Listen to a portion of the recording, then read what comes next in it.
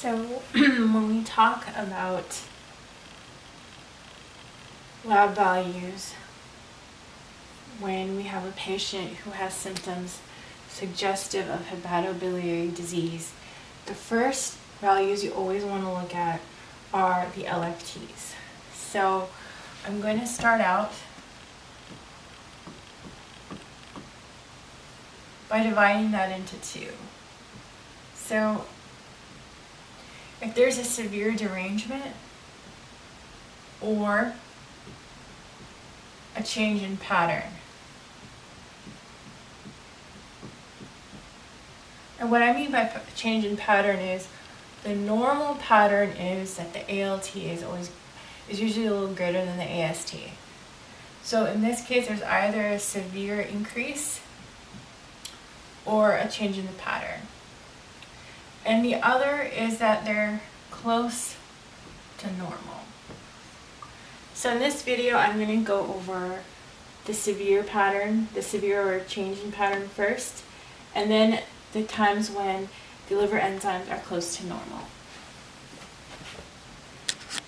In the case where you've got enzymes that are severely elevated, or there's a change in the pattern, there are two situations. So one is a severe elevation, and the other is a change in pattern. So the severity of the elevation, the pattern of ALT being slightly greater than AST, is generally there. So in the severe case, you have an increase of up to 1,000. And that level is seen in viral, hep, or shock liver. The case of where it doesn't go beyond 500 is acetaminophen.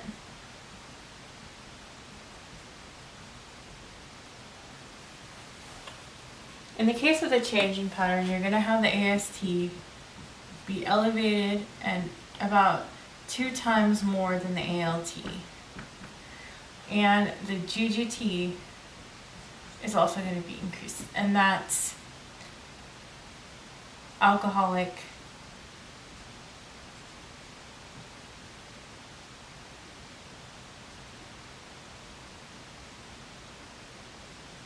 hepatitis. Okay.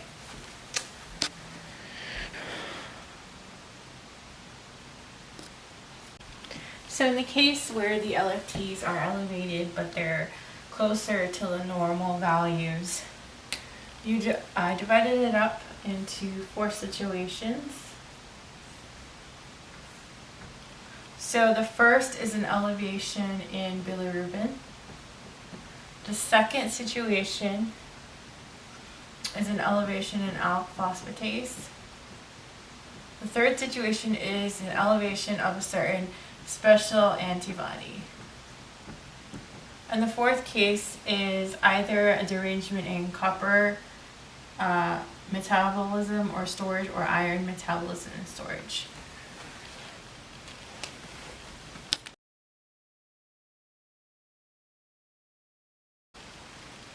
So in the case of elevated bilirubin, you really want to see whether it's direct or indirect. So if the elevation is indirect or the elevation is an indirect. So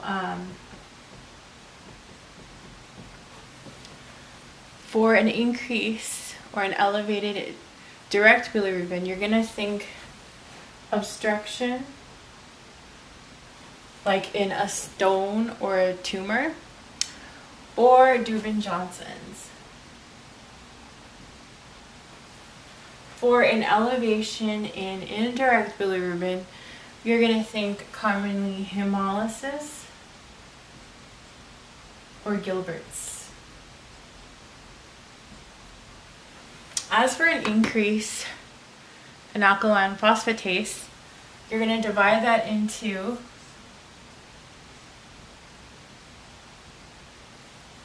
it and look for if the GGT is also elevated.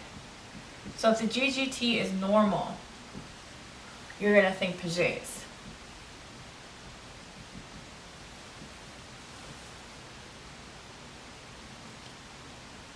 If it's elevated, you're going to think bile duct obstruction.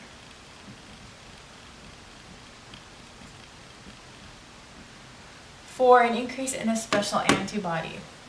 So there are two different types of antibodies that could be positive.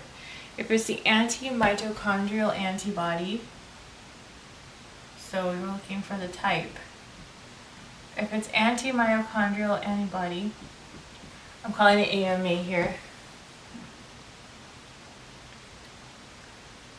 you're going to think primary biliary cirrhosis.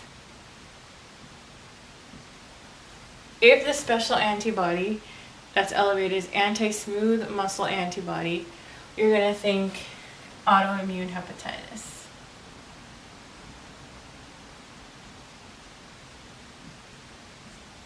And this end of the slide is pretty easy. If there's a decrease in ceruloplasmin and a high urinary copper, the